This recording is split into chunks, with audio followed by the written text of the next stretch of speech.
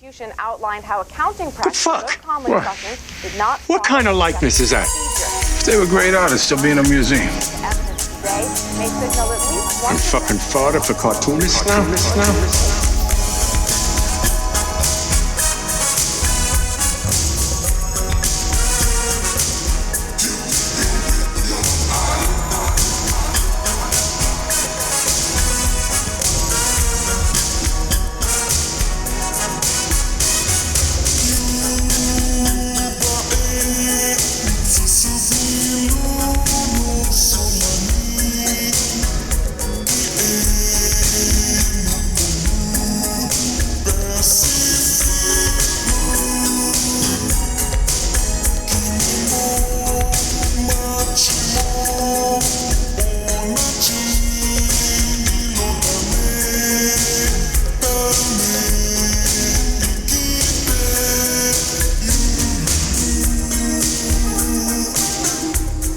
Up as welcome one and all for another. It's Halloween. Oh yeah, by the time this airs, right? Yeah, shit. Happy Halloween. Yeah. Usually we're way more spooky. I feel like this has been the least festive year for us. But you know, I'm a little on a crunch for editing, so I'm not going to be able to add a bunch of spooky stuff into this episode, unfortunately. But you know, if you're feeling nostalgic, you can go back a year and check out all of our episodes from this time last year in 2021. I think we got a lot of Crypt Keeper jokes in there, some cool spooky haunted house music, you know. Just shows you what we're capable of when we try. Exactly, yes. Speaking of which, you're listening to Gutter Boys. Gutter Boys is a small press comics podcast about the ins, the outs, the highs, and the bottomless lows of making comics. True. I'm your host, JB, with my co-host, Cam. On this week's episode, we're joined with Chicago-based comic artist, illustrator, cartoonist, Nick Pyle, to talk about his new book, Fend, along with the multiple projects he seems to be juggling constantly. Heavy metal, all that shit. Yeah. He's a busy guy. Yeah. And we love to see it. We love to see a bald king winning. We, just to let you know, there is a limited amount of copies of Fend left over at Deathwish. So if you want a copy, grab it, because I think there was less than 70 when I last talked to Nick the other day. So okay, if you want a copy, listen for the link in this episode and definitely go get that. All right, so let's start with shout outs. We got a few here to plug. First one is from friend of the show and listener from day one, I think, Mark Martinez, who sent over his Kaiju June zine called Kaijun, funny enough. Yeah. This is an illustration zine full of all of his favorite kaiju related drawings. Yeah. So that's everything from King Kong to Godzilla to Mechagodzilla, etc., so forth. Very sick stuff as always. We're going to get Mark on the show, hopefully sooner than later, just to chop it up. He did do the cool Godzilla variant not too long ago as well. Yeah, I think that's why this came out. I think there was a timing with it, yeah. Yeah. And you can find Mark Martinez on Instagram at Mark L. Dude. That's MarkEldude. Hell yeah. All right, next shout out is previous guest of the show and friend of the pod, CM Campbell. Sent over the new issue of Children in Heath. Make sure to definitely pick this one up, people. If you want to hear Craig talk about this book a little bit in its developmental days, definitely scroll back on our feed and check out the episode with Craig. It's a good one. You can find him on Instagram at MRCPL_Craig.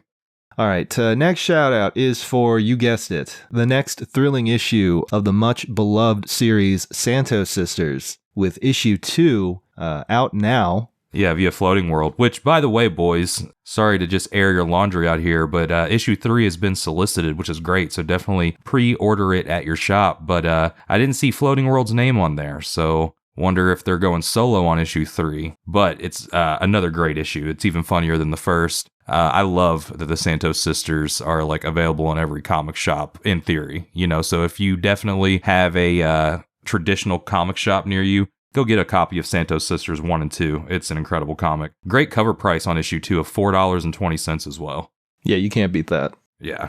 Yeah, I mean, we're always singing praises about Santos Sisters. You know, the whole team involved, they're doing top-notch work. It is one of the, if not the best comic going right now, in my opinion. fucking top, mate. All right, next on our shout out list is friend of the show, past guest, Alex Knoll. You notice with every single person on the list was friend of the show. Yeah. All of these are friends guest. of the show and past guests, except for Mark. We'll get that Mark fixed. was on the Patreon feed once when you were gone. But that's right. So That's technically, past guest. All right. So yeah, these are all past guests. Okay. Yeah. Anyway, Alex Knoll sent over Town and County. You might have heard of it. Yeah, issue number 2. Since it's been running ads here on Gutter Boys, but this is issue 2 of Town and County. If you want to get into some small town hijinks, this is it. Yeah, Alex sent over some coasters with them as well, and that was so sick because I like little like ephemera tied into books and stuff. Like this doesn't even mention his fucking book on it. It just has like the location of a spot in it, a bar. Mm-hmm. So like a lot of the times you'll get stuff like that, like a coaster at Comic-Con, but it'll be like premiering on Sci-Fi on November 20. Like this is just some like deep head shit. So I like shit like that. Really cool stuff. Yeah, this is viral marketing, Alex. Yeah. This is like the Aqua Teen Hunger Force light that they taped to a bridge back in the day. Oh yeah. Yeah, you remember they did that shit with Dark Knight when that movie was coming out? What did they do? I do remember some kind of viral campaign, but I forget exactly what it was. Yeah, they ran like multiple cities and had like theater shootings, right? No, yeah, exactly. No, they had like volunteers or people hired to go out there and pretend like they are campaigning for Harvey Dent. Oh, okay, and cool. So they were handing out like I believe in Harvey Dent pins and shirts and shit like that. Bet you those are worth some coin now. I have no idea. I still have a bunch of that shit from when they did it. So Hell maybe yeah. they did. Along with that, they also did a bunch of like mail-in stuff you could sign up for online, and then they would mail you like a ballot card for Gotham City. They also mailed you, I think, like newspapers, like full-on newspapers from Gotham City with a bunch of articles about, Harvey Dent and Joker and all that shit. And then at some point, they did a big treasure hunt, basically. Right. People had to come together and solve these puzzles on these websites. And then they would have to decode certain things that were written in the code of the website. Too. Yeah. Yeah, it was this whole involved thing. And I think going to the physical locations, which were kind of scattered all across the country, I think one team found, what was it? It was like a bowling ball or something. So it's like some geocache shit. Yeah, basically. Yeah. And it was filled with shit like Joker cards and stuff like that. And I forget what the big prize was. Somebody got something pretty big. I can't remember off the top of my head. But yeah, maybe that shit goes for a lot of money. I don't know. They got some They scars. got scars. Yeah. Yeah, they got Joker-fied. That's what happened. Yeah. But anyway, what do we got to talk about? We got some news, right? We got. Well, we just have somebody to dunk on. This guy blocked us, so we could definitely air his dirty laundry on the show. Yeah. So breaking news. Local con artist tries to pull one on the comics community. Yeah. Mr. Assman. Mr. Assman. Yes, Brent Assman ran a campaign, Kickstarter campaign for, you guessed it, another anthology. This one called, what was it? Over the Sunset or something? No. Off into the Sunset. Off into the Sunset. Because this is going to be with your money. Yes, this is going to come full circle with the title. Yes. Yeah. Spoiler alert. So yeah, we I crossed paths. Well, no, we crossed paths with this guy because we're both blocked. I think it was just over some just trivial bullshit, and we were just calling him an idiot or something. Like, I don't think it was anything crazy. I think he just happened to catch some strays, and he couldn't handle them. But that said, he did this campaign for this anthology called Off Into the Sunset, and it was a Western anthology. And his name is Brent Harshman. Brent Assman, though, is what we call him. Brent with 2 T's if you want to look this guy up. But he was asking for $20,000, but he was overfunded at $22,085. So, $20,000 is a lot of fucking money. Don't get me wrong. I'm sure that he was paying these artists. Well, this kind of comes into this. He did. Okay. So everything that we're about. You're kind of burying the lead. Yeah. All right. Where should we? So he ran a campaign, it got overfunded, and now people are not getting their books. Yeah, it's a year later, essentially. Yeah. This campaign ended last year. But here's the thing. Assman has been posting on Twitter, and everything we're saying is alleged, but we have sources. Via Twitter, scoops, yes. Yeah, via Twitter and timeline. evidence here, okay? So if you go to Mr. Assman's Twitter timeline, he's been posting like fancy cocktails and extravagant meals and all this stuff that he buys. All of a sudden, after ghosting everybody for a year, he decides to just drop this statement about the anthology where he says that he financially hasn't recovered enough to publish the anthology and he owes $4,500 in taxes, which seems like, you know, the math doesn't add up there on a $23,000 Kickstarter, but hey, maybe I don't know. No, I think that's just a freelance person who does not know how to do their taxes right. Yes. And now the IRS is knocking on his door after the fact. Yes. But so all this said, he puts out this Twitter thread explaining what's happened here. Yeah, so he has a pinned tweet where he says, I sincerely apologize to all contributors and all backers of Off Into the Sunset. There is no beating around the bush. I fucked up big time. I'm still going to print and ship the book. I am also giving refunds to any and all who want them. I have no excuses. I'm sorry. The biggest thing is that the contributors aren't to blame and don't send any grief their way. This is on me. I want to make this right. Just to be clear, no one's given any grief to the contributors. Yeah, no one. No one has blamed the contributors at all about this because he's the one running the campaign. So that's bizarre, but okay. He also says, as I said, the book will still be printed and shipped. Refunds are available if you need anything. My email address is yada yada yada at gmail.com. Yes. So, all right, so people have gotten mad. Yeah. So as a result of this, instead of like, I think in his mind, he thought this was going to clear his name. Well, let's stop for just a second. So $23,000 has vanished is what's happened. Right. That's here. Gone. That's all no the money longer a thing. raised is just gone. Mm-hmm. So given, you know, some of the info I was given on this guy earlier, I think our listeners are smart enough to do the math. This guy spent the money, allegedly. He tweeted something that he deleted too about a bunch of loans that he took out. Oh, because, okay. So Gutter Boy's scoop, okay? Allegedly. So I mean, the thing is, a lot of people are calling him out on that. Like, okay, if you are claiming that you're going to refund people, then why haven't you paid the contributors? Why haven't you shipped out or printed and shipped out the books yet?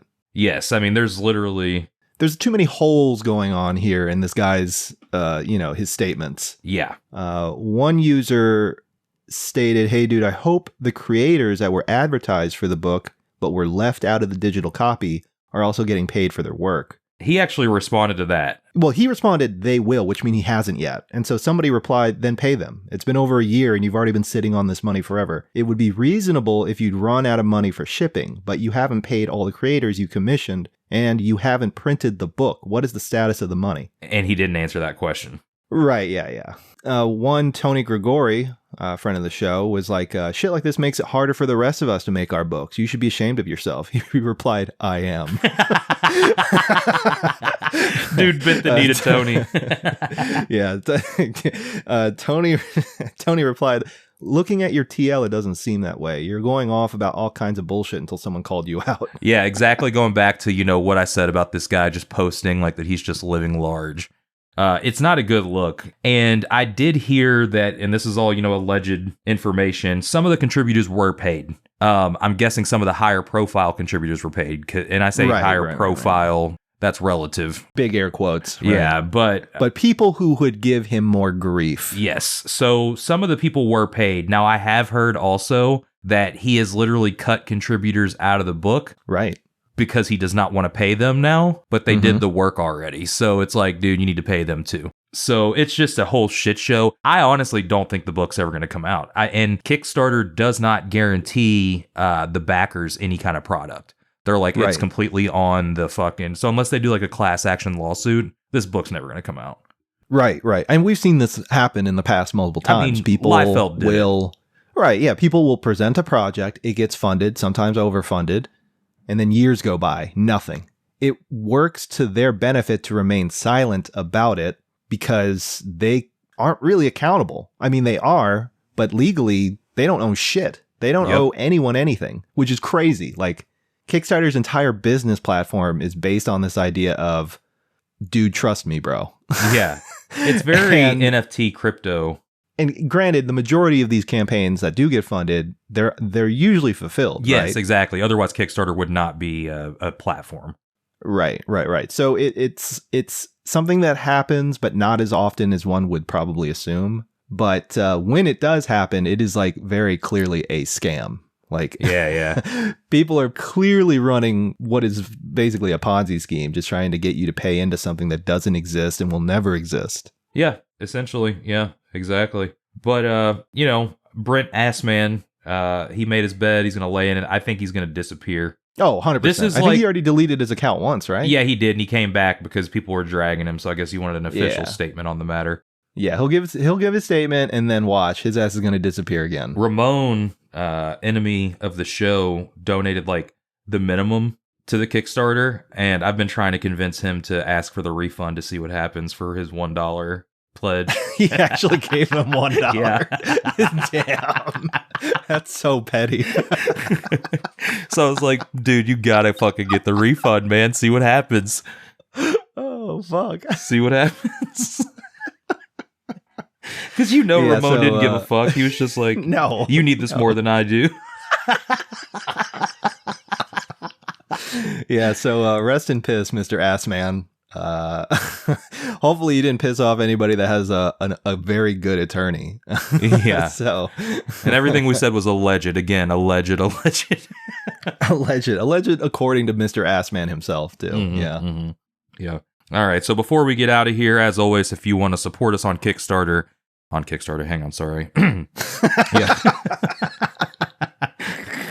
Alrighty, so before we get out of here, we got some plugs today, and if you do want to support us on Patreon, gutterboys.top or patreon.com/gutterboys. Had a really funny episode with both Brian Baines from Bubbles and Brian Blomirth. Tons of content on there, 2 years of episodes. So if you're a binge listener or you're working on a project and you need some stuff to listen to in the background, hit us up on Patreon, throw some money, try it out, tell a friend. But yeah, personally, I will not be at Short Run, JB will be. What table and shit you gonna be at, dude? Do you know this info yet? I have no fucking clue, man. I know should you're gonna be near Eric from Really Easy and Yewan. Yeah, hold on. Yeah. I'm gonna look this up live.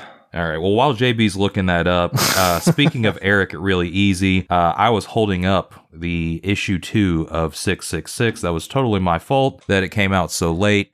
That said, the story's done. It has been printed.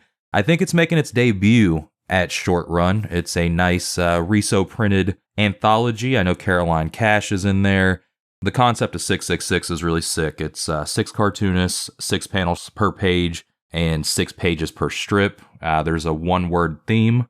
The theme for this issue was blood, and you can definitely get a copy, I think, after Short Run from Really Easy for sure. I think I'll have a couple if you want to DM me, but definitely support Really Easy at really.easy.press, and make sure to grab a copy from them. Yeah, so I paid them and they never sent me my table info. I know that, I only know because Eric asked me if I was going to be there, and he told me that it's like him, Yewan, Ben, and then you. So if you find Really Easy Press and you find Yewan and Ben, JB will be close by. Oh, there is a map. Okay. Oh, there is? I guess Yeah, but you'll be there nonetheless. Yeah, I'll be there. I kind of don't want to go now. I mean, just to be honest. Yeah, then don't go. All right. Yeah. All right, guys. I'm not going to be there anymore. All right, so. but go get 666 issue 2 from Really Easy Press. And JB, I guess we'll be on the Patreon episode now since he's staying home. So catch us next Monday on the Patreon feed. No, I'm still going to go. Well, I'm really, the whole trip was an excuse to go to Seattle, right? Yeah. I just wanted to see some people, see Eric, see Yewan, see some other friends that I haven't seen in a while. And I like Seattle. Yeah. I don't know. I really, really like it there. It's a little more, it's a little too expensive for me to ever live there, but it's nice to visit. Yeah. I'll have, what will I have? I'm not going to have anything brand spanking new. It's mostly just going to be stuff that was intended to be tabled at all those shows that got canceled in 2020. So I'll have a couple of drawing zines, some Rizzo drawing zines. All of this stuff is pretty much easy press, really easy press stuff. So you're going to be right next to the table in competition. Yeah, I'm going to be competing with Eric directly, selling the exact same products. I'm going to be selling the first issue of 666. You might have to stay awake to get some sales. Nah. Yeah. I also have that Buffy fanzine. Yeah. Hellmouth. That's what it's called. Uh-huh. There's another zine. I can't remember what the fuck it is. I mean, it doesn't matter. Yeah, Whatever. just stop by the table and fuck around and Just find stop out. by. Yeah. Come by, chat me up, I guess, because I have no intention of making money at this show, clearly. I might have shirts. I don't know. It really depends on if I can pack shirts, because that shit takes up space. Yeah, it's all a mystery, baby. Find out on November 5th at Short Run. I like to keep things super professional, you know? Yeah. And I also want to keep my fans on their toes, you know? You might even have a one-off. Who knows? He might get a wild hair up his ass and finish a new zine. You never know. That's true. You never know. That's not going to happen. Yeah, I can that's tell you that 100%. right now. Yeah. That is not happening. For people that have been wondering what I'm working on, since it's clearly not comics, You can talk about that? I can talk about it vaguely. Okay. All right. So I've been doing some freelance work, a couple of little projects for friends here and there, some people that I know, people that I've met from doing this shit. And one project in particular that took up a lot of my time was for a suggested movie pitch. I can't say what studio, I can't say the name of the movie. But it's a big dick motherfucking movie, dude. Yes, it's a big studio, it's a big movie, and so that took up a lot of time doing all the concept art for that. Yeah. If it gets greenlit, which I don't know, it's I feel like this movie pitch, quote unquote, that we came in with was strictly because the guy I'm working with, good friend of mine, close friend of mine that I've known for just shy of 2 decades. And he, has a movie. It's been greenlit by a pretty well-known studio. All the other studios caught wind of it, obviously. Now they're just bringing him in as a formality because he's kind of being talked about. So this is pretty standard in like movie biz bullshit. They do this all the time. So I'm not expecting really anything out of it. It was a fun project to work on. I like working with my friend. So there's that. If it leads to anything beyond that, hey, great. And if not, whatever, it's fine. Because I'm probably going to be working on his other thing once we get into pre-production here. But yeah. Other than that, obviously, still doing the merch shit. I'm probably going to take a break from that after the end of this year. Okay. Also, probably going to need a month just to do my taxes, because that shit's going to be a fucking pain in the ass. Yeah. And who knows? Still waiting to hear back about 2 comic projects. One allegedly is greenlit. The other is, kind of a old school handshake deal. So it might be on. I don't know. Nothing's been signed yet. So a lot of things are up in the air. But I'm just, I don't know. Yeah, and I guess I have a whole zine done. I have this thing with jazz that I need to finish. And I've actually been working on shit, but I think it's too late in the year to put anything out. Just a heads up to our patrons, I probably am going to do a small print run of the jazz zine for you all and send that to you all as part of the physical rewards. But anything as far as a wide release isn't going to happen until the spring or, February. So first dibs. Yeah. And nobody, don't sign up thinking you can get it. This is everybody that's already been there. Yeah. So do not sign up thinking you can get that. Anybody that's already been there, it's locked in. That's what you're going to get. And we should still be doing an end-of-year zine. It might be more text than comics, to be completely honest, like some year-end stuff, reviews and so forth, but you will be getting the Jazz Split comic and something from us by the end of the year, some kind of zine. So, yeah, thank you for hanging with us. It hasn't been as regular as it was during the peak of the pandemic. We've been a little busy, but we definitely appreciate your patronage. All right, so we're going to take a quick break, and when we return, we'll be joined with our guest, Nick Pyle, so stay tuned. We'll be right back. Meow. Sid the Cat magazine is out now. If you've ever been to an amazing rock and roll show and thought, I wish I could experience this moment again, but in comic form, then Sid the Cat magazine is for you. Fiercely independent show promoters Sid the Cat have joined forces with comics journalist Andrew Greenstone to bring you an ongoing publication that documents the SoCal indie rock scene. This stunning 52-page full-color magazine features comics, articles, photos, and illustrations from a rotating cast of local illustrators and writers. It's a celebration of Sid's artists and venues and supports those keeping the bleeding edge of the indie music scene alive. Our first issue covers musical artists Big Thief, Illuminati Hotties, Mike Kroll, Fucked Up, Fend Lily, Katie Kirby, Kate LeBon, Cursive, Christian Lee Hudson, No Win, and so many more. If you are a fan of comics, indie music, zines, rock reports, or community by the way of culture, order a copy now at sidthecat.com/Sid-zine. Again, that's sidthecat.com/Sid-zine. What do a pair of deadly assassins, a beefy pile of roided-up high school football players, a zombie outbreak, cute dragons, and a himbo barbarian have in common? You can find them all in the upcoming pages of the Santos Sisters. That's right, Ambar and Alana are back for more gripping adventures. Once again, offset press printed in full color on your favorite decadent newsprint. Prestigious publication. The Comics Journal loved the first issue, calling it a highly entertaining comic. And Katie and Sally from the Thick Lines podcast called it a masterpiece and more than they deserve. And who are we to disagree? The Santos Sisters is available now. Don't miss out. Ask your favorite comic book retailer to add it to your pull list today or find it online at santossisters.com.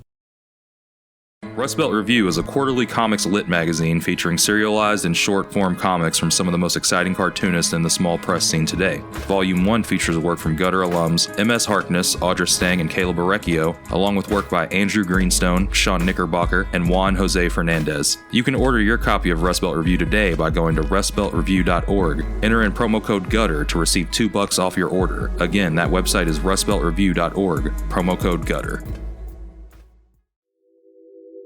Athenium Comic Art is an original art website for some of the best cartoonists in the business. They currently represent Remy Boydell, Marie Capelle-France, Nicole Gu, Jonathan Hill, Emma Hunsinger, Casey Nowak, Micah Song, and Tilly Walden. Athenium Comic Art gives fans the opportunity to own an original piece of art from their favorite comics and support the artists that they love. In their short time in business, they've already shipped many iconic pages out to hardcore fans across the globe. Don't miss out on your chance to own a one-of-a-kind piece of history. Check out their website, atheniumcomicart.com, and type in Gutter Gang at checkout to receive free shipping on your first order. Again, the website is atheniumcomicart.com, and the code is Gutter Gang. Who loves underground comics? Everybody loves underground comics, and if you know people who don't love underground comics and only read the mainstream comics, immediately report them to your local comic book store and find them with copies of Clusterfucks Comics. Clusterfucks Comics is a black and white underground anthology comic zine featuring some of the best underground comics creators today. Creators like Cameron Zavala, Eric Jasek, Brian Judge, Miguel Aguilar, Adam Yeater, Jason Cavelli, Umberto Tonella, Anna Peterson, Tony DePasquale, Drew B. Hall, and so many more. Issues 1 through 4 are available now, with the 5th issue debuting in early 2023. Purchase your copies today at clusterfuckscomics.bigcartel.com. And that's comics with an X. Clusterfucks Comics.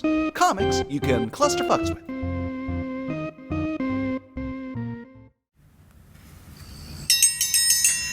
Morning, Gary. Morning, Marianne. Need a menu?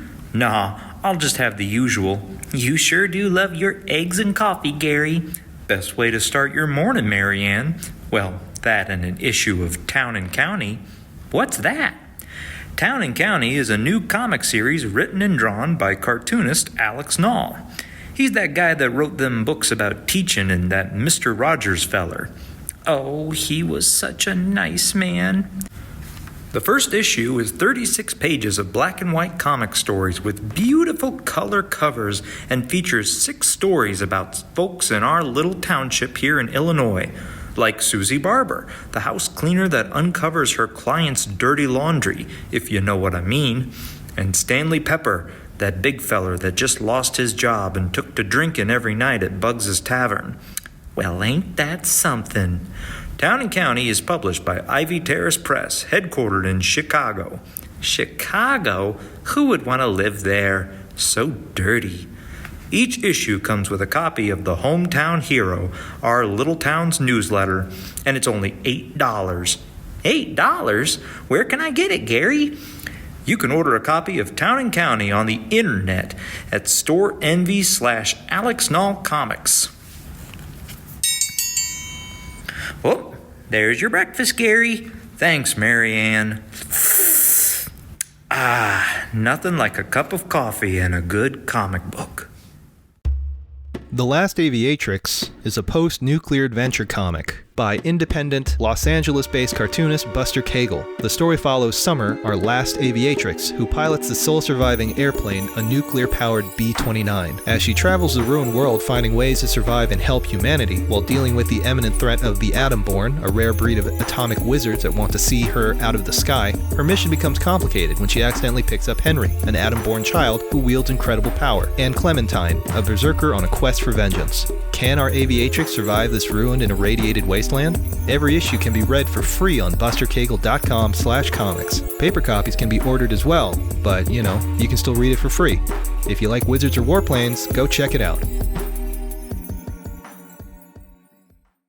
Now, back to our program.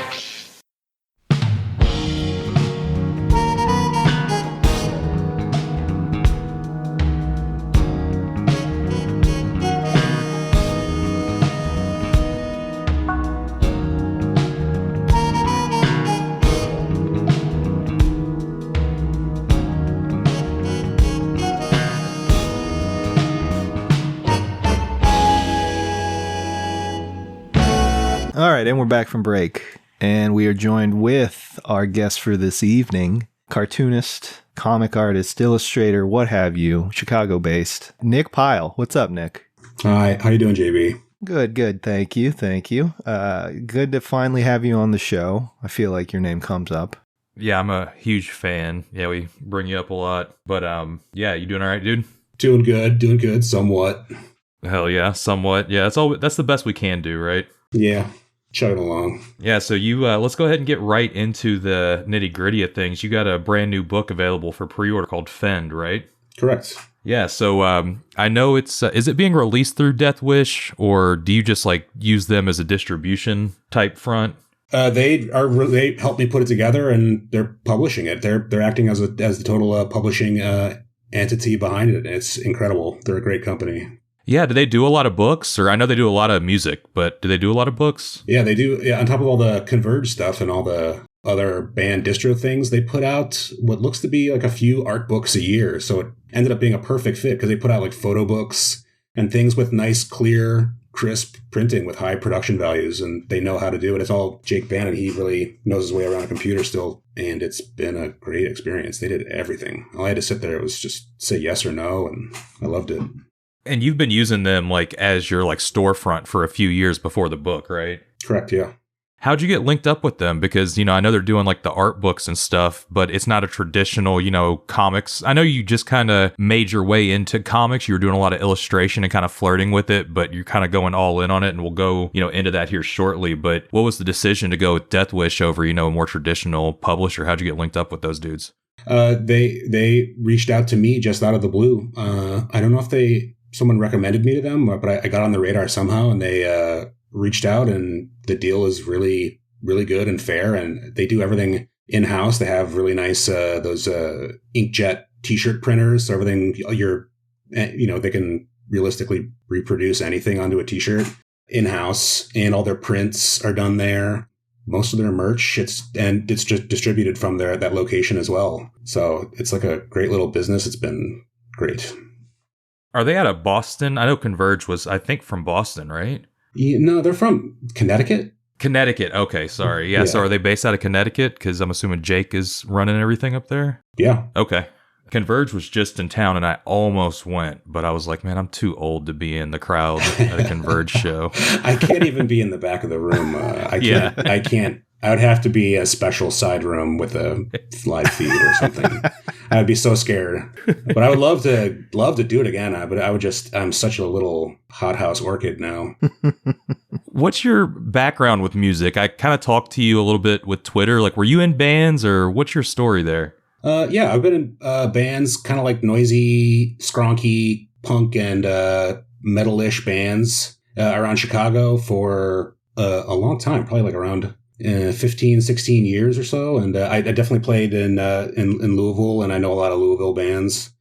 Yeah, what bands were you in? Are you? Is it cool to name some? Or None of them broke broke out of their little bubble. But there's one called Elders that we did like a bunch of shows with Akimbo and Young Widows. We played with a lot, and God bless Young Widows, one of the greats. And lots of other ones. Jeff from Young Widows and his what's that other band? Anyway, there's a million of them out there. You know, you're aware of them all. Great town for music. So I've always got people I know in Louisville.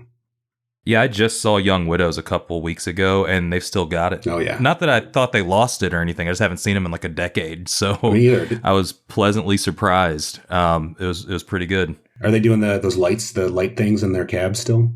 Yeah, and they they were on like a bigger stage. They were at like a moderate size venue here in Louisville, and it was pretty sick. So, oh man, I love them so much.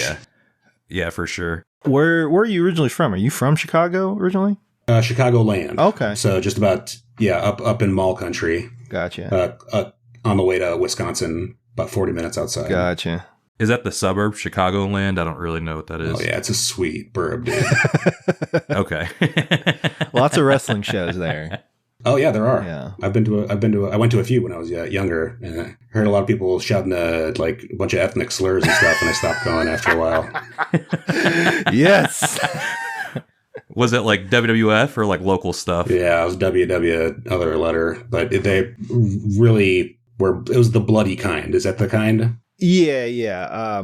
Sort of comparable to GCW. What was the promotion that was around back in like the early 2000s, mid 2000s? XPW? Maybe that's what it is. The whole point of it was a lot of fluid sharing and spitting in your mouth and stuff. It was crazy. Those are the ones that I saw where I was just like, like this rocks, but I'm so scared. Yeah. I can't do the deathmatch stuff. I've never even been to one, but I don't have to go to one. I'm like, I'm good. You know, I don't want any, like you said, any of that stuff potentially happening to me. So it's the best. You got to go and like breathe in the light tube dust. That's how. That's how you know you're a real fan. Yeah. Getting cancer for GCW. How many of those poor guys did? That exact thing is going to happen. Yeah, right. And they already don't have health insurance. They're going to be fucked up as is. So it's not even a joke. It's like so real. Yeah. Yeah, it's kind of like art, I guess, except, a little more, sped up. Yeah. I rationalize it with like most of them are usually white supremacists, so yeah, breathe it in. I don't care. Whatever. Yeah. Whatever. Yeah. Who fucking cares? And the CTE. Yeah. Oh, do both. yeah, Do all of it. Double up on it. Yeah, exactly. CTE, CTF, CTG. Keep going down the line. All right, so I want to go ahead and get into, I guess like your background. So you grew up in Chicagoland. Were you in and out of the city? Pretty close to it. Yeah. In high school, we were going to the Chicago comics and going to shows and stuff like that. So you were a comics reader growing up? Yes, big time until my 20s. And then I stopped for like, another 10 years and then got back into it again after that. So I was like a regular comic shop comic reader and then got into the indies and then stopped reading and then started reading the indies again and then started reading the really stupid shit again. So, like, were you just kind of reading everything? Were you a Marvel guy, a DC guy, or were you more like an Image kind of dude? Anything that looked cool. Yeah. Now, what was your kind of shit like growing up? Like, was there anything you gravitated towards? I did get hooked on the Liefeld train, like everybody did. So anything that was like that, I got really into. And then pretty quickly after that, I gravitated towards just the Daniel Clowes stuff. I kind of like get a hard turn right off of it onto the indie comics du jour, and like largely just like left all the Liefeld type things in the dirt and like threw it like, ugh, I don't even why are you here? Yeah, and moved on to the other stuff. So Clowes was like, I'm assuming in Chicago at this time. He must have been. I mean, he was a grown up, so I don't know. So were you like, what, I guess what I was getting at there was there any kind of like local buzz that you recall, like, oh, this dude's from around here, you should check this out? Or did you just kind of come by it? I read about it in Wizard Magazine. That's where I found about it. But then okay. My brother was 8 years older than me, so he and his friends, he didn't like comics, but his friends talked about them and had them in like their dorm room and stuff like that. So I got exposed to a lot of those things in a dorm room. But no, I got to see a lot of those early things, and I, desperately wanted to be older and cool. So I got really hooked into that stuff early. Now, are you drawing this entire time, or? Not in a meaningful way. I think I would have said that it was my like life's dream to put out a comic, but I had not done any kind of real work on it. I doodled, but like I had plateaued early and then pretty much stopped. Once I bought a base at a pawn shop and switched to that, I stopped drawing pretty much. So when did it come back? Because you're fucking good, dude. So like, did you like kind of just stop completely, or is it something you were doing like, in the background throughout your life? Like when did art kind of come into your life and you pursue it? That started when I got a job at Dick Blick in Chicago in Lincoln Park. What is that? It's an art supply store. Oh, okay. Yeah, it's like it's a big chain. Big box art supply store kind of a thing. Not a big box, medium box art supply store. I got a job there. Do they have like politics like Hobby Lobby? That's what we have here in Kentucky. No. Not to that degree. Not Okay, to that good. degree. Yeah. Yeah, no. They have loathsome investors, I'm sure. Yeah. I wouldn't even put them in the same space as like a Michaels or a Hobby Lobby.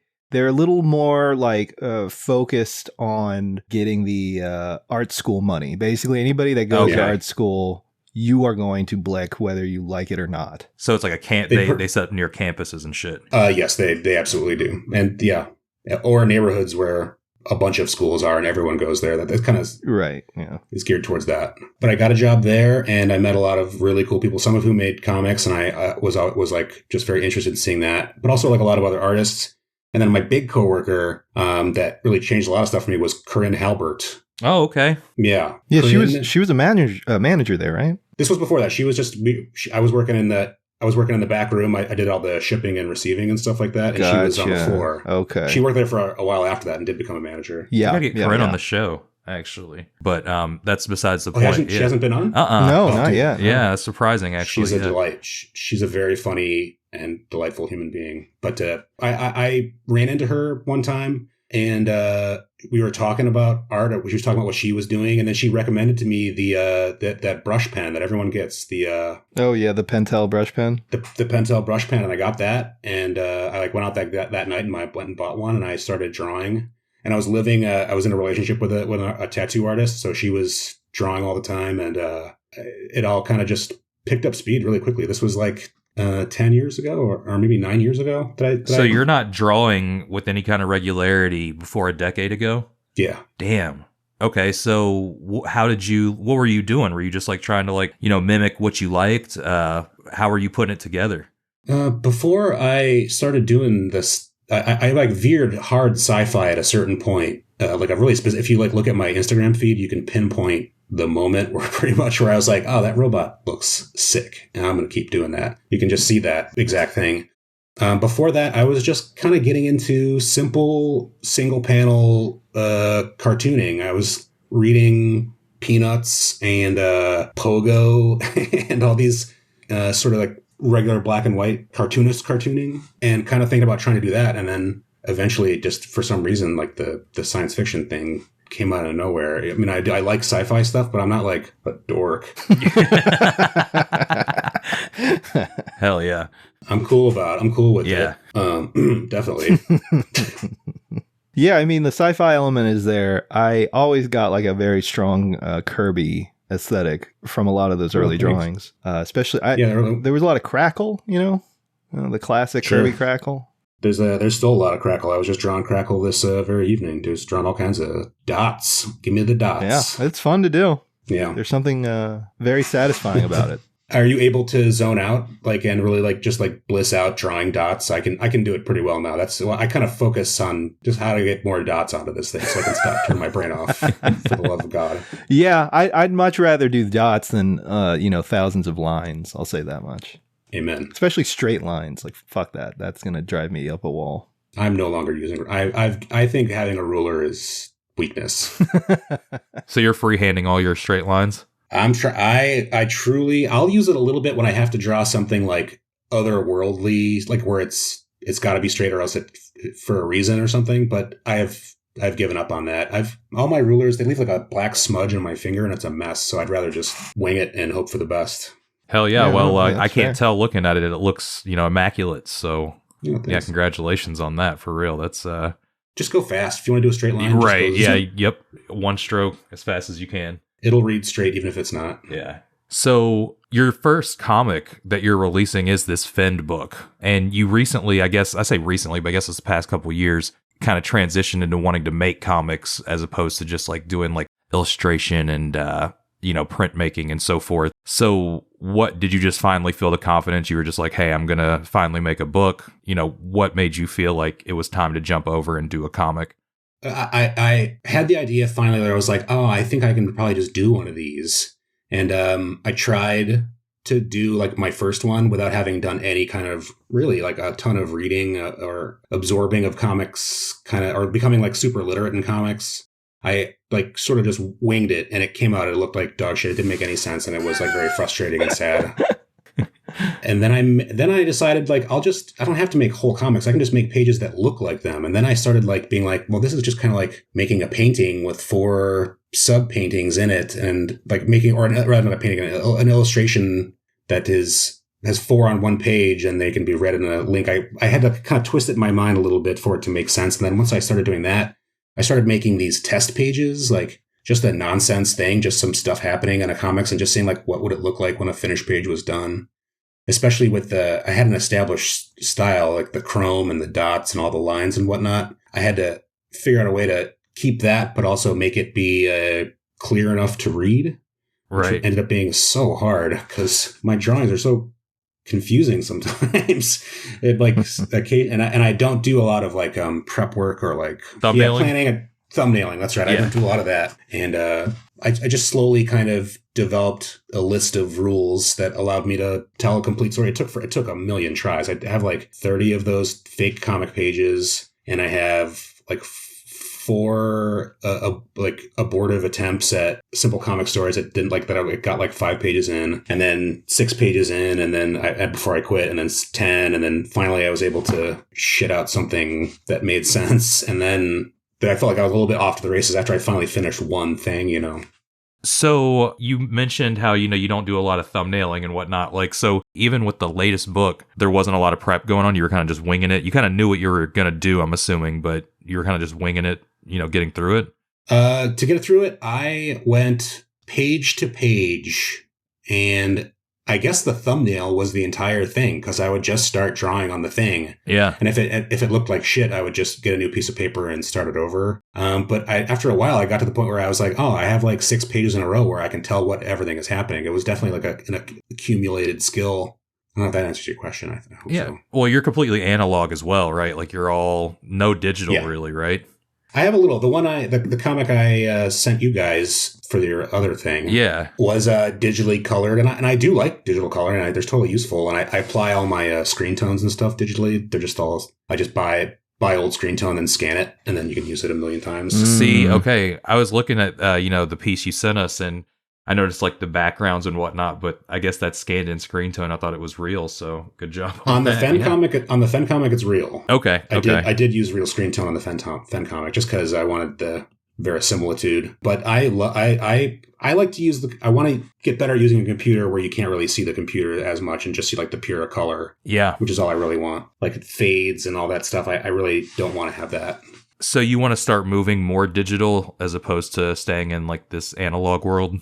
I love doing it on paper, so I'll probably do both. Yeah. I just want to get good at the computer side of it just because it's easier to do. Right. Well, and that's, I think, one thing that sets you apart is that you are working in a primarily analog, forum. It seems like, the majority of the stuff that you post is all, hand done, which in my opinion makes it, that much more impressive. So what is your process like? I know you said that, you didn't really thumbnail. Do you kind of have this idea in your head? Is there a lot of pre-planning with the sketches, at least when you're doing like, I don't want to say costume design, but character concept stuff?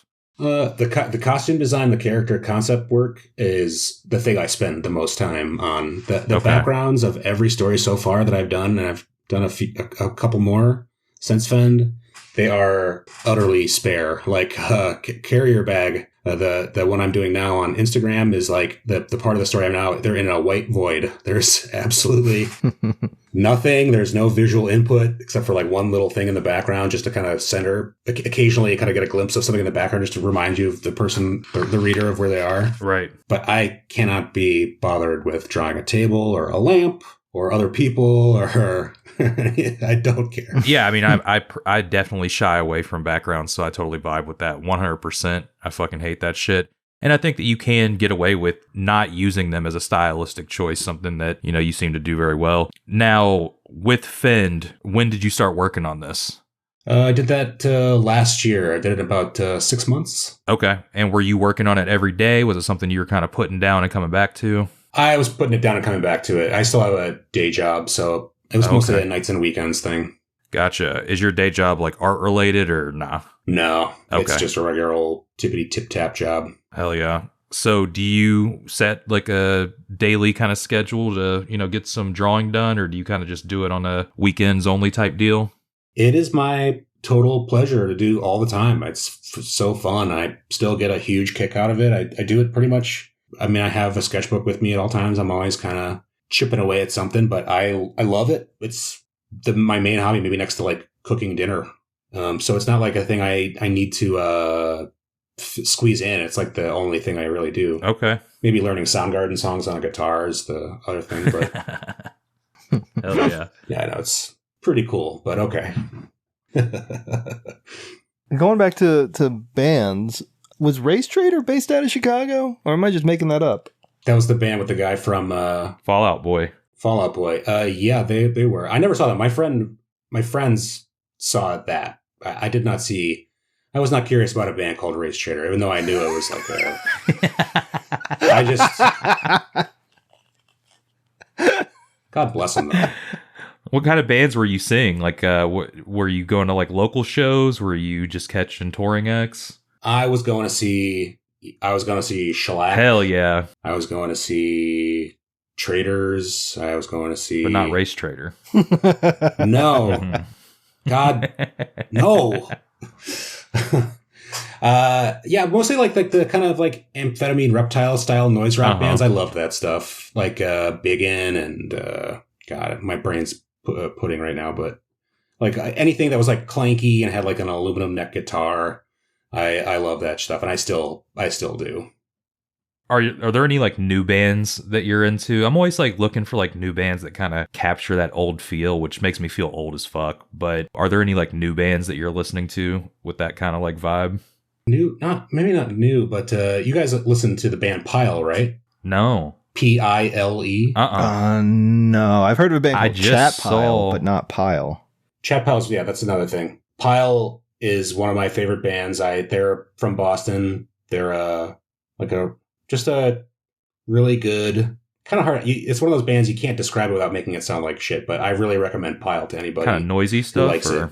Noisy guitar. Mm-hmm. It almost has like a singer songwriter vibe. Like my main guy like writes thoughtfully. He's not just like a guy in a black t-shirt shouting. Yeah, things of that nature. Shout out to those guys. Like shout out to those guys though. They make the world go round. Exactly. We need them. They really do. But there's plenty of them. So yeah, he shouts a little. There's some shouting, but it's I don't know. It's just like a more thoughtful kind of noisy rock experience, and I really love them. And I love let's see, there's this band Sewing Needle out of Chicago are fantastic, and of course, have you guys heard The Weeknd? I was gonna say like the big R&B group, but I thought maybe hey yeah definitely I can get deep cuts. Yeah. Fuck. Great. Going back to like trying to describe a band and then sounding, making the band sound like they suck. I have a real bad habit of doing that when I'm trying to describe certain bands. Like trying to describe Ohm to somebody who's never heard of Ohm. It's fucking impossible. Without the worst sell, the worst possible sell. Pretty much every band I like, where it's like, oh, it's like kind of sounds like really bad out of tune band. The singer sounds like a mental patient. Like it's so good. Everything is like that, like trying to describe the Jesus lizard or something. Like he sounds so mentally ill. Or like describing what's that band you like, Cam? The guys with the afros? Oh, the Mars Volta, yeah. Like yeah. so I don't even try. It's just like, here's a song, and if you like it, cool. But I feel yeah, like it's enough just people know who the Mars Volta are, though. yeah, no. But I just mean like in general, like if I'm trying to describe music, I'm like, just check this song out. I think you'll like this. But that's a lot. It's a lot easier to do that now than back in the day, where you had to be like, yeah, they sound like this and this and this. But now I'm totally like a fucking like technology. I'm just like, yeah, here, I'll just shoot you the Spotify link. Yeah. mm-hmm. Or if I'm describing certain bands, I'll use those bands as descriptors. Yes.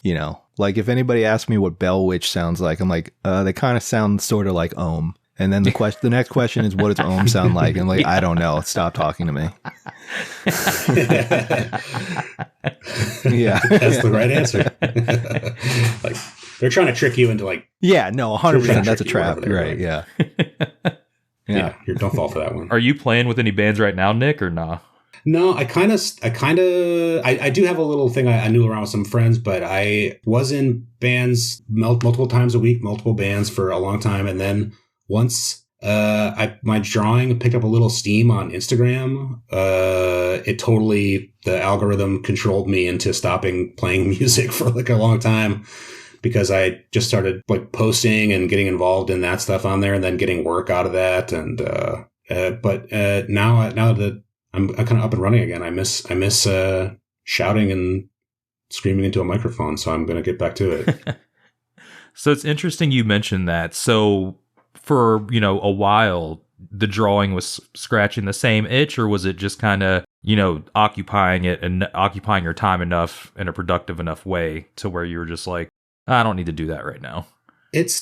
I had just been in bands forever, and group art projects are oftentimes the most fulfilling thing you can do. And a lot of times it can just drain the love of the thing right out of you. So I needed to take a break from that, and it just happened to have something else to do. I'm always kind of doing something, trying to anyway. So I just like shifted over and took a break from it. And what ended up being a break for a long time, I was like, I don't think I'm ever going to go back to playing in bands.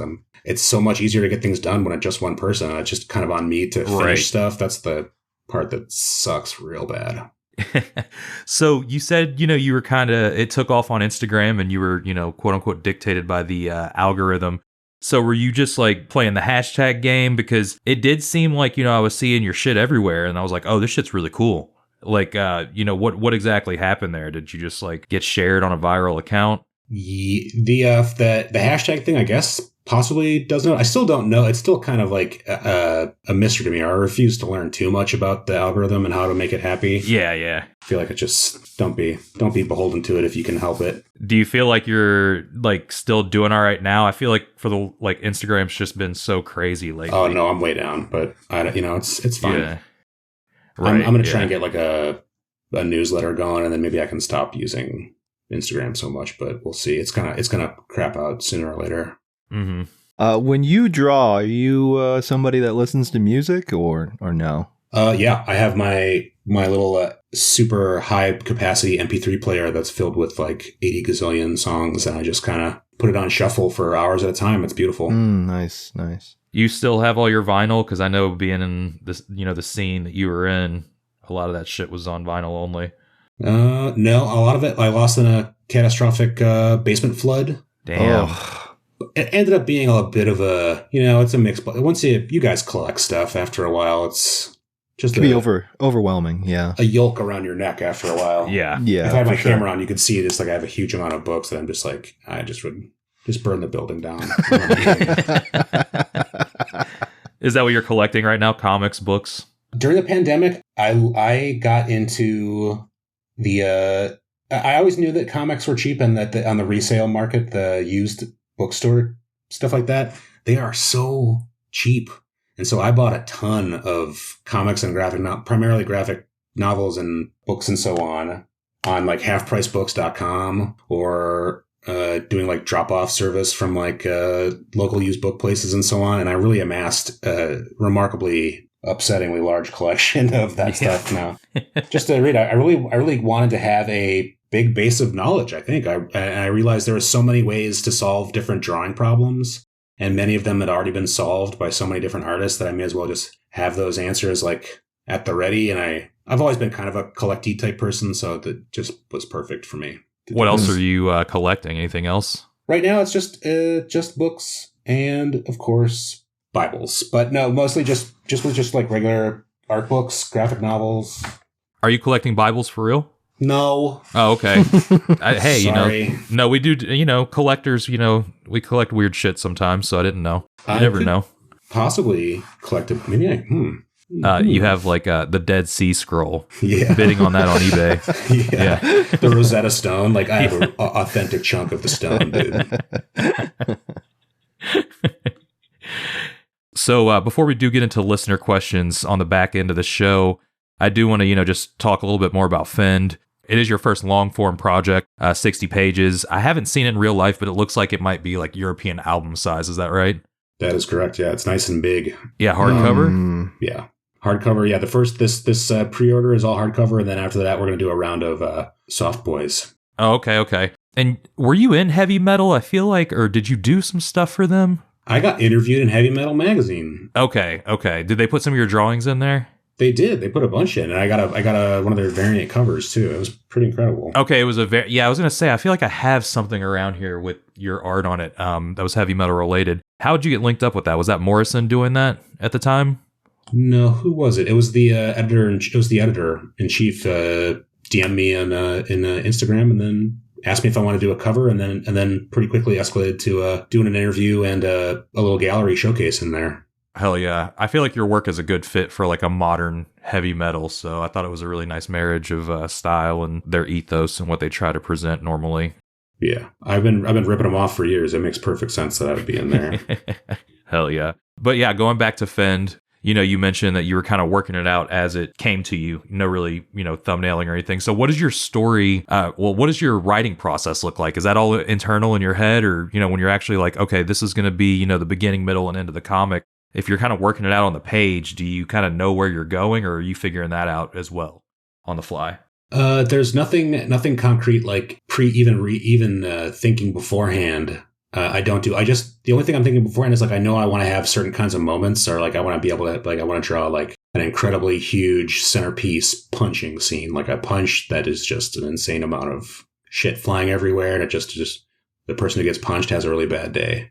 So I knew I wanted to like have that happen, and so the rest of the comic was me like getting them all together, get up to that point. So I was just kind of thinking of that, and then as I went, I just sort of had them interact with their environment a little bit, just like I would draw something and be like, oh, and they walk over to that thing and they see it closer, and it kind of leads it all along. In a weird way, it's coming from my subconscious, because I'm not there's no story being told at all like actively that I've like thought of beforehand. It's all like I'm intentionally making it super vague, so that people can all have their own take on who they are, what they are, why are they doing things, what do they want. There's almost no talking in this comic in Fend. Mm-hmm.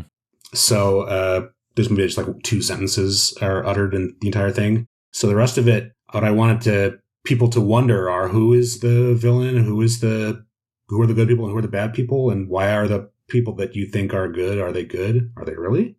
Are you looking at them closely enough? Like stuff like that. And of course, there's tons of details packed into their character design that answer a few of those questions. But I try and keep it all as vague as possible, because I don't want to dictate the story. I want it all to unfold in the mind as much as possible. So kind of talking about how the sausage is made, when we're making these books, just cartoonists in general, usually conscious of like, oh, okay, books, you have to think in sets of 4 for printing, like pages, and then, 2 as far as spreads. So are you thinking like, oh, I have to make this first part, 20 pages because, it's going to be, I don't really know how to articulate, I guess, what I'm saying here with the breaks and the pacing as far as constructing it all into a book. Are you conscious of that while you're working? This time around, I consciously did not do double pages for that reason. I just made my single pages as explosively huge as I possibly could. But I knew that I have like, my brain doesn't like that kind of information, like places having to be in specific spots for it to work. And I would need like a book, someone to help me through it. And the next book I'm going to do, I might actually hire a book designer to help me do it. Perfect segue. What are you working on next? Can you talk about it? Sure. Oh, I have Carrier Bag. I don't know if you guys are reading that one. Yeah, the online comic. Are you going to print that up? I want to print that up. I would love to. Once it's done, it's going to end in a few episodes, hopefully, if I can finish it. I'm writing it the same way as Fend, so I have no idea what's going to happen. That's why it's kind of cool. If you're following it on Instagram, it really is like all of us watching it together. I think it's a really kind of a cool experience because I do not know how it will end. But I do know that I would be really great to have it as a book, like especially a manga-sized 4x or 5x7 edition, and it's already about 350 pages, so it'll be a nice thick. Yeah, I don't know how that happened. I wrote that thing. That thing is, I'll make that, and I'll never be able to look at that again because I'll be so scared of what I'm going to see. Yeah. Are you going to shop it around to publishers, or do you have somebody in mind? I would love just a little. I don't know if I don't know who I would even do. Who would even do it with a publisher? I was hoping like maybe just like a smaller publisher. I always like the indie circuit, and it's where I'm the most comfortable. Avi, hit him up. Oh, yeah. Over at Silver Sprocket. They just put out Corinne's books. So yes, I like Silver Sprocket. Sprocket rocks. All right. Well, are you working on anything? I know, like, I hate, like, it's like, oh, this is the current thing. So I hate asking about, oh, what's next down the pipeline? But, like, you're working on Carrier Bag. Is there anything else that you've got, cooking the back burner or anything? Yeah, I have most of the way done with this book called Ka, K-A. It's about a giant, not a giant, like a 10 or 12 foot tall bird with kind of googly eyes and a long beak who lands on this kind of futuristic, think about like Cloud City from that movie series. What's it called? Star Wars? Little known indie flick, Star Wars. Kind of like a little movie. Yeah. So it's kind of like a cloud, a sky city, and it lands on there, and just does a huge amount of does a lot of extremely gory violence. Hell yeah! That one's almost. I'm all the way up to the end of that one, but then I stopped because I started doing Carrier Bag because I just felt compelled to do that one. So it has like another 20 pages on it. Then that'll be done. That'll be about a 100-page story. Damn. Okay. So, assuming all this stuff's going to be out sooner than later, since it's pretty much, on the more end of its life cycle. Mm-hmm. Right. Yeah, sooner than later. Yeah. Yeah. Hell yeah. I'm motivated to keep moving. Yeah, for sure. Well, I'm excited to see it and excited to get Fend. We will let you plug in on the back end. Is there anything you want to ask JB or before we get to user listener questions? What's the best pizza place in Chicago? Pizza Pan Paya on Montrose. I don't think I've been there before. Is it the deep dish stuff? Or? They do have deep dish, but it's not quite. It's a Colombian restaurant. They make arepas and empanadas and stuff like that normally. They just happen to make some of the best thin crust pizza. It's a butter crust. And they use mozzarella and I think a Colombian cheese. It's got a little tang to it. And their sauce is really sweet, but I like that. It's not like cloyingly sweet, but it's like a nice sweet sauce. And this place, I go there as often as I possibly can. It's gonna kill me, but it's delicious. Now, what are you putting on the pizza? What's your toppings of choice? I just do cheese. I'm a cheese boy these days, but all right. I'll do anything. I like garbage pizza. I like doing anything, but like lately, I've been defaulting to cheese just because of the darn world's so complicated. Does my pizza have to be so complex? Yeah. I have a buddy who, I guess, like, he was doing the barstool pizza shit, like, before that guy was doing, not like he would go around, like, purposely trying pizza, but, like, throughout the years of knowing him, he would always, like, critique pizza and be so serious about it. And he'd be like, pizza ain't shit if it's not good, it's cheese only. He was like, if you have to mask it, it's not shit. So he would always just order cheese only for that reason, to, like, try the actual, quote-unquote, try the pie. He's got a point there. I agree. I do have to agree with this person. He's a little intense for me, but I do agree. Yeah, no, that's 100% though. Yeah, I think there's pizza that is shit. Without the, but, God bless him. Yeah, yeah. If you can't do a basic cheese pizza, then it does not bode well for anything else. True. It's got to be. I mean, it's more about the crust. The crust has to be good. And this place, Pizza Pan, has like, I feel like it's crust and lard because it's got the dirt. It's really good. It makes you really happy. Where's it at? It's on Montrose you a said little that. bit. Yeah, okay. Yeah, it's on. Are you familiar with Chicago? Yeah, kind of, but I don't know what Montrose is. Like, I know, if somebody's just like, oh, it's in Logan Square, I'm like, oh, okay, yeah, I know where that is. Like it's the next neighborhood north of Logan Square. Okay. Yeah. So it's not too far out there. It's like definitely got. I live in an area where there's not a lot of cool stuff, which is the way I like it. But that having this like secret little spot there is like incredible. Because if I have to go to like pick up a prescription at Walgreens, I'll stop in there and get an arepa or the empanadas are just fire, man. They're great. Albany Park is getting kind of wild, though. Yeah, it's the next one. It's because Logan Square is unlivable and Wicker Park's unlivable, so Avondale and Albany Park are going to be the next neighborhoods. Right. Yeah, because like 10 years ago, Albany Park wasn't shit. There was just like used car lots. That's about it. Check to cash places. Yeah, and now there's just like a bunch of like weird shit I would never expect. There's that stuff, but there's also a lot of really good like neighborhood stuff that's been here for 20 or 30 years. It's all like Colombian food and Argentinian like weird little steakhouse places and stuff. It's great. And an amazing Middle Eastern and Indian food. Just top tier Lebanese food is the greatest up here. All right, I'm going to have to make a little food stop up there next time I'm in town. Food stop. Yes. I mean, Chicago's got a lot of good food, man. They got it going on. Oh, it's a total food city, bro. Yeah, it is. It is. All right. Yeah, so let's get into listener questions. We have a good number of questions from our listeners. Thank you for sending them in. If you would like to participate in one of our future shows and have questions for our guests, we usually throw up something on our Instagram feed, sometimes on Twitter. So if you want to ask a question, just shoot it to us there, or you can email us at gutterboyspodcast@gmail.com. Patreon, blah, blah, blah. Send us your money. But yeah, let's get into it, folks. All right. First question came from Instagram user Lulico, Lulyco. Top 3 foundational skills to master. Pretty broad. Foundational skills to do certain kinds of things for cartooning, should I say? Or I'm guessing, this is probably about art and cartooning. Otherwise, I'd say like speech, walking. motor cortex communication, and of course the frontal lobe. I would say foundational would be foundational. I mean, that word is so. This question is tough. I would say like knowing when something looks wrong, like and being honest with yourself. If it doesn't look exactly like it at the pencil stage, if it doesn't look exactly like how you personally want it to look, then you must erase and start over and not force through it because it's not really going to get any better, at least in my experience. And also, next one, blue pens. You're and a red pens. Yeah. All right. No, I don't know. Just learn how to bake.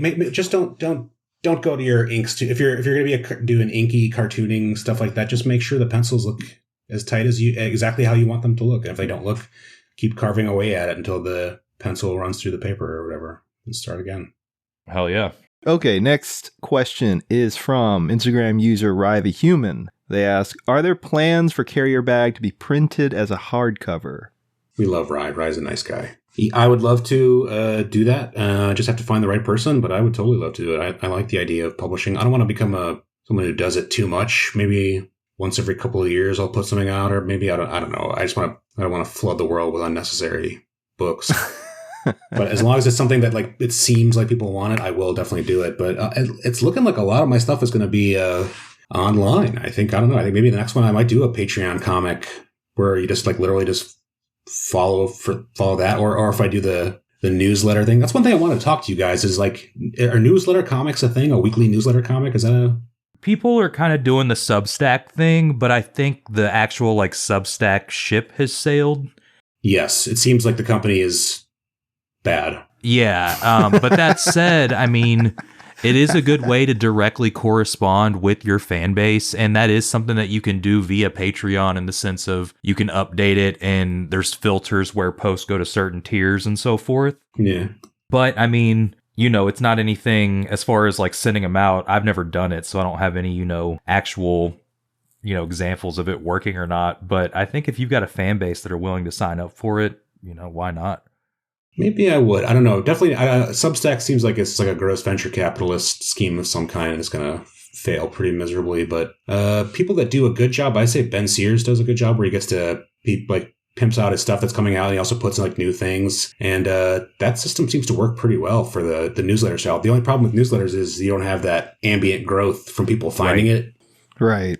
It's just static. So like you kind of have to have your Instagram going at the same time too, which, as I said, I can only do so much longer before I just start to feel so bad about myself. Yeah, and I mean, it seems like it's only a matter of time before the next thing, but I don't know what the next thing is going to be. There's nothing. Yeah, there's nothing. Yeah, we're fucked, honestly. It's not good. I'm trying to put stuff. I'm trying to get out into the zeitgeist now, so at least before the world gets so loco that there's no one's looking for any kind of fun stuff to do. They're all just looking for drinkable water. So until then, I would like to put out occasionally put out a book, and then also have my landlord keep my heat on. Those are my big goals. Yeah. So Tech Bros, if you're listening, please save us once again. Please. All right. That's not funny.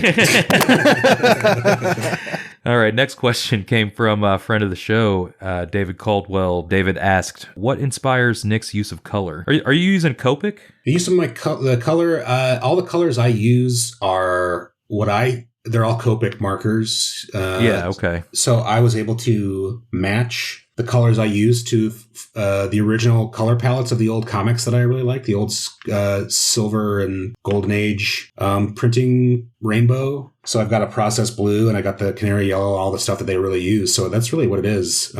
Just like wanting to reproduce those bright colors and then have my big thing that's fun with my illustration work, which is just these kind of like flexing robots that it has been for years, just like kind of like tough looking bots, was to do a ton of color work and then cover up a lot of it with black ink. And I found that really satisfying. And then also after that black ink goes down to color again on top of it with paint pens. And layering is just, for some reason, very satisfying act. I don't know if you guys ever do like proper art, like just actual, I know you guys are cartoonists, but painting or colored pencils or markers and things like that. Yeah, I mean, like I was messing around with Poscas for a while. Then I ran out of ink and just never refilled them. Okay. Yeah. Anything I would say it's fun to do because all of my art supplies dry super quick. So I'm able to move really fast. Yeah. And that's where like the fun part, because you just don't know how it's going to end up. It's like it could end up really bad and overworked, but also it could be like just like this one little dot in this one spot that was a total accident makes it the whole thing perfect for me. And I'm chasing that feeling forever.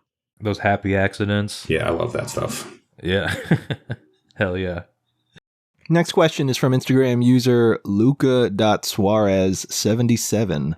They ask, where did you get most of your artistic inspiration from? Most of it is from, I'm a big art lover in general. So I look at a wide variety of it, of Spaceship Earth's art, of which there's plenty to find. So a lot of it is just kind of ambiently poking around for inspiration in books. Like I said, I'm a big used book guy and like to just buy a giant book of like an entire museum collections of oil paintings, and the pictures are all not that big. They're all kind of like the mid part of the page, and just flip through super fast and things that catch my eye. And I do that all the time, and that's really where a lot of my inspiration comes from. Just for, it's not even for like even the stuff that I do, because I'm drawing fucking robots. It's not like I'm Michelangelo over here, but I do like to look at the all kinds of different art to trigger stuff in my head that totally works, and it's a thing I do often. Hell yeah. Alrighty. Next question came from Instagram user heavy_handed_creations. Where can I see your work in person in Chicago? Do you have any exhibits or anything open right now? No, I don't. I might, but I'm kind of a wallflower. It's very unlikely that I'll be doing anything publicly. Maybe, but I don't know what I would do. I'd probably melt down in some weird way. Right on. Yeah, right on. Yeah. That's the tortured artist. Yeah, dude. Yeah. I'm one of those guys. Yeah. All right. Instagram user Mitchell D. Coleman asked, so what's the biggest challenge in general for you? I think we figured that out. It's my brain. Yeah. It's been rough. There you go. You guys just don't read my diary. but just whatever you do. Well, I mean, luckily your live journal is set to private, so. Oh, shit. It might still be up there, too. My bad record reviews from 1998. Oh, mine is for sure out there. I will never tell anybody. I deleted it. I definitely, if you look in the Wayback Machine, I'm sure there's me at 17 reviewing In Casino out by At the Drive-In, but I'm already starting to go bald. So I'm just really complicated, having a lot of like really complicated emotions about it. Alrighty. We already kind of got into this, but we usually do ask questions. Bob Anstey said, "What's up with that color palette? Anything to add to the previous question on what color is up or with anything it? like What that? is up with it? Color theory. What do you think about that? I think color theory is a great thing, but also I think it's it should be different for every artist. I definitely do think that there's rules that some people can break and other people cannot, and it's up to you to find it. And I think that's a cool thing I like about it too. I don't like when people say that there are unbreakable rules, because that's just them being cowards. Yeah. There you go. Scared money don't make money. Thank you. Instagram user Pina Carlito 8 asked, "What's your favorite robot? And is there such a thing as too many buttons, wires, or chrome?" Yes, there is such a thing. If we're talking about like a production design movie robot, people might be mad at me for this, but I think the robot from Interstellar, that big blocky guy, is one of my favorites ever. The Marine Corps robot. Did you guys see Interstellar with McConaughey? I actually didn't, and I'm Googling this right now because I didn't watch Interstellar. Nonsense. It's like a nonsense movie. I like it just in the nonsense way, but I mean, they had the stones to design a robot that was essentially just like a big brick. Oh, I see this. Yeah, it looks like a sharper image alarm clock. It really does. It looks. I was gonna say it looked like a Vietnam memorial before, but maybe that was something they did on purpose. But it is such a cool design, and also to make it run is so interesting how they did it. It's all kind of like a gyroscope thing, and I thought that was really smart. But I'm not like a big robot guy in real life. I just draw them every so often. I was gonna say, so the inspiration's just coming from like the pulp novel sci-fi stuff, or what? It's honestly coming from the drawing technique. I happened upon that chrome look. I happened upon it because I was like scrutinizing X-Men comics and being like, how did they get Colossus to look so darn shiny? And so I was just like really carefully scrutinizing it. And then once I started doodling it out with the brush pen, I was like, that's how they did it. And then I started putting it on everything. And then that really snowballed from there. So it was really just like an aesthetic.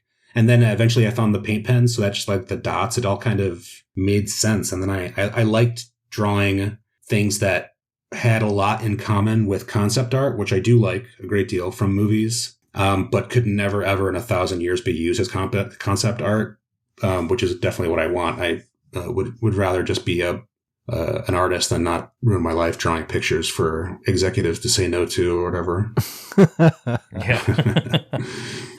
So we actually, that Colossus talk we had a buzzer beater question that I'm looking, came in from Instagram user Jacob A. Logan.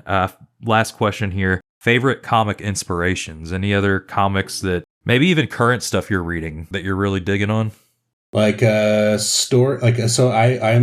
getting into Akira Toriyama. I got the Akira Toriyama's manga theater book. Hell yeah, that shit rocks.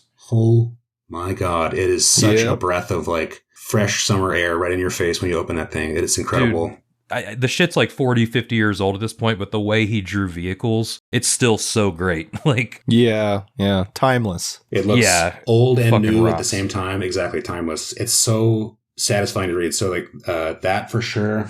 They finally started re-releasing Lone Wolf and Cub, so I'm reading Lone Wolf and Cub all the way through. Oh, there you go. Who's doing it? Is it Dark Horse again, or? Yeah, it's Dark Horse. Okay, yeah, I know they were doing them in the 2000s. If you're gonna get your own, like I guess do it soon because they sell out so fast now. Are they doing like the little small books, or are they like the regular manga size, or? They're doing the regular manga size omnibuses, so they're bricks. So it's like 12 bricks. Do you remember in like the mid 2000s they were like even smaller than digest size. They were like these little weird like 3-in-1s that were like 3x4. They were so weird. They were savage. All the screen tones were moirade to the point it looked like a bowl of soup. Like you couldn't see any dots. Yeah, those printings really suck. So it's good they made them a little bigger. So fucking harsh. And I'm definitely going to get there's going to be an artist edition for the Lone Wolf and Cub. I'm going to get that, and then that's the book I'll be buried with, I'm sure. Did you see, I just love it. Just speaking of Dark Horse, well, this isn't going to be on Dark Horse, but these are two like previous Dark Horse guys. I saw on Twitter that they rebooted Sin City, but it's going to be Frank Miller writing with Manara drawing.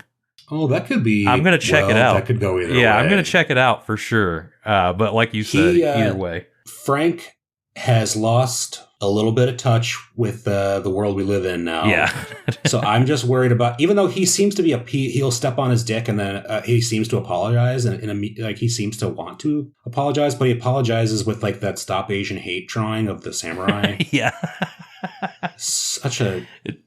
And he doesn't, whoever's with him, like his handler or whatever, is like not doing a good job. Yeah, no, for sure. His legacy is in their hands and he doesn't even know it. Yeah. So no, I like Milo Manara, obviously. They're going to show a lot of big butts and stuff too, so that'll be pretty sick. Yeah. He's the butt guy, right? He draws a lot of butts. He draws a lot of everything. If a woman has it, Manara's drawing it. Yeah. That old sod buster. I'll check it out. I don't know if I'm going to buy it. Yeah, no, I'll definitely read comics.online.com or whatever the free website is that infects your computer. Mm-hmm. But yeah. All right. Well, Nick, we definitely appreciate you coming in and doing the show with us. But before we get out of here, where can people find you online, order the new book, and so forth? Oh, well, thank you very much, fellas. It's been a pleasure. I can be found on Instagram at Yay. It's Nick Pyle. One word, YAYITSNICKPYLE. I can be found on Twitter at Nick_Pyle. Are you staying on Twitter post Elon? I don't know. I've got about 5K or 5,000 followers. That seems to be a good enough reason to keep it, but I only really go on there to look at it when I really fiercely want to make myself mad or sad.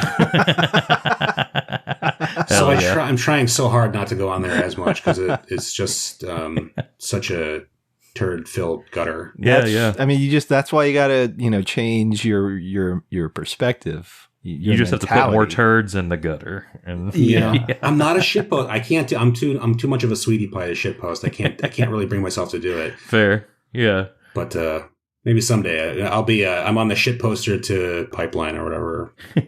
Well, I did cut you off, but where can people get the new book? It is deathwishinc.com. If you just Google Deathwish Inc. and Nick Pyle or Nick Pyle Fend, it should pop up and it's right there. There's a pre-order right now. It's getting kind of low. It's $24.99 for a hardcover. It's a good deal. 9 by 12. It is a nice deal. It's only 60. It's not super thick, but it looks great. The printing quality is top tier. Like I said, they mostly put out photo books, so their production values are very high. Yeah, in this economy, come on. I know, it's great, and plus it's all like owned by that one guy, by a couple of guys too. It's just a great situation over there. Are they shipping out soon? I know it's a pre-order. Shipping out 11/9. Okay. So hell yeah. Wow. It's almost November already. Jesus fucking Christ. I guess a few days after this airs, it'll be shipping. So yeah, Deathwish Inc. And just for the listeners, that's INC Inc., right? Yes, exactly. Okay. All right. Hell yeah. All right. Well, thank you so much, Nick, for coming on the show. We appreciate you. Hopefully we'll have you back on for a bonus episode and, let you get real evil. Oh, yeah. Okay. Yeah, that sounds good. I can do that. Hell yeah. It's our after-hour show. That's where we get a little dark. Okay. Well, I'd like to get a little horny. You can. That's fine. You can get as blue as you want, buddy. Our buddy Dylan is a fan of yours, and we'll be able to talk music.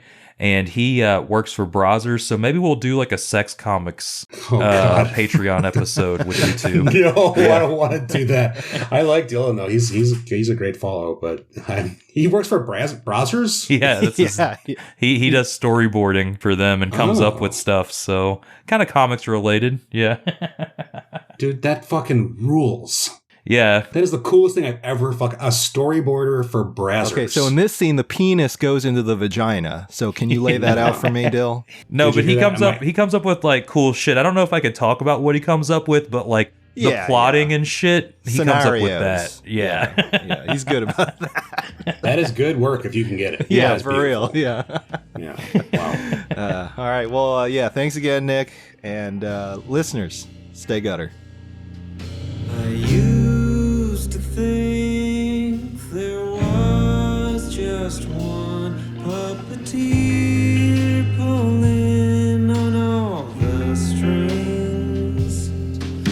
But now it seems like we're all tugging on something